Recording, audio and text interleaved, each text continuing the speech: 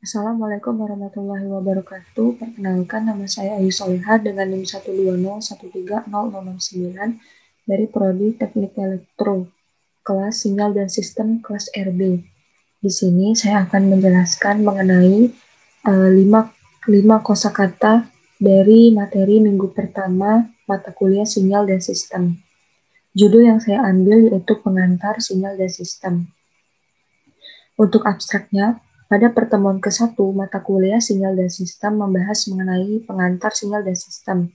Dalam materi tersebut ditemukan berbagai kosakata penting seperti sinyal, sistem, amplitudo, noise, dan bandwidth.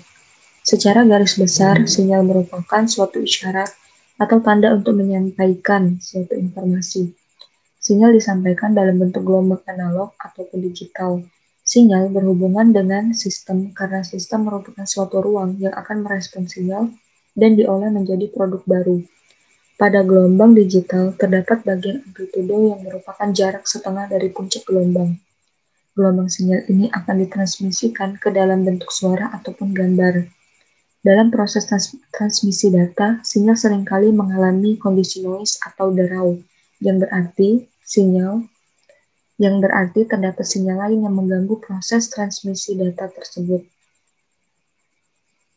Kondisi noise dapat mengakibatkan penurunan kualitas data yang dihasilkan seperti adanya suara berisik pada radio dan gambar yang tidak jernih pada layar televisi. Sinyal memiliki peranan penting dalam kehidupan sehari-hari. Dengan adanya teknologi sinyal dapat mempermudah pekerjaan. Penerapan sinyal yang dapat kita rasakan berupa kemampuan komunikasi jarak jauh, kemudahan dalam mengirimkan data, serta teknologi robotik yang berguna untuk menyelesaikan suatu pekerjaan.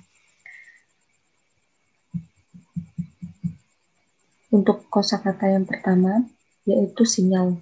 Sinyal merupakan suatu isyarat atau tanda untuk menyampaikan suatu informasi.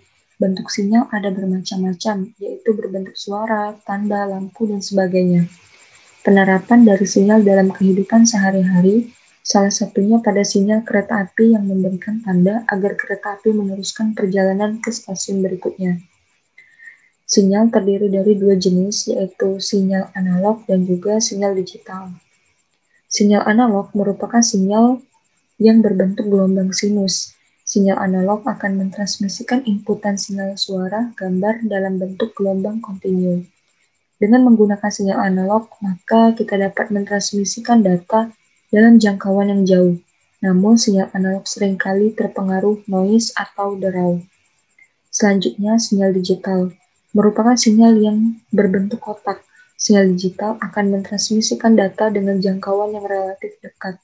Namun, sinyal digital tidak mudah terpengaruh noise sehingga proses transmisi data dilakukan secara akurat dan juga cepat.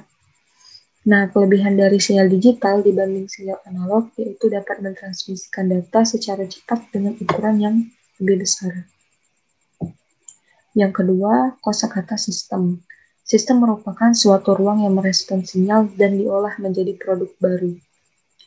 Dalam sistem terdapat input atau masukan dan juga output atau hasil respon dari sinyal.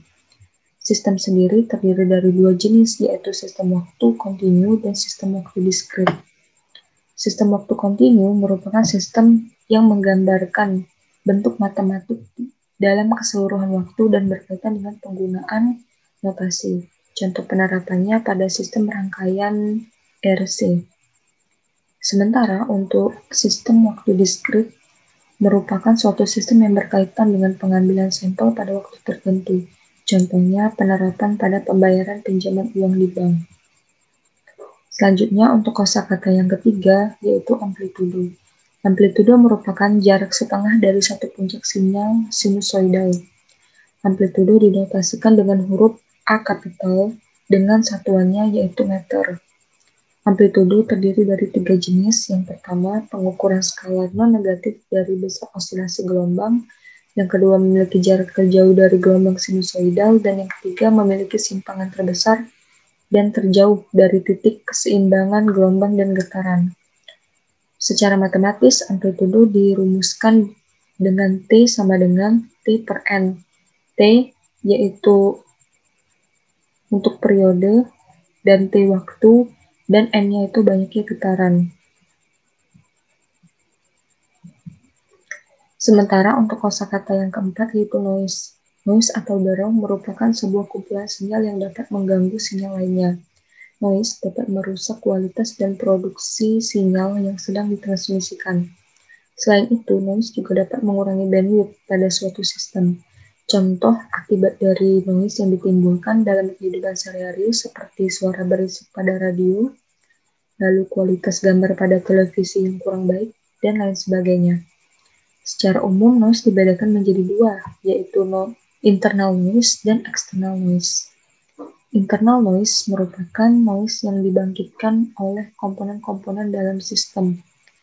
Internal noise terdiri dari thermal noise, sound noise, flicker noise, dan transit noise. Sementara external noise merupakan derau yang dihasilkan dari luar rangkaian suatu elektronik. Derau eksternal terdiri dari atmospheric noise, industrial noise, dan extraterrestrial noise.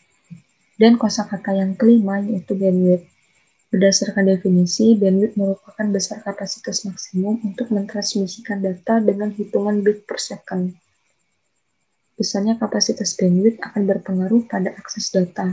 Semakin besar kapasitas bandwidth, maka akan semakin banyak data yang bisa ditransmisikan, seperti video, foto, audio, dan bahkan file.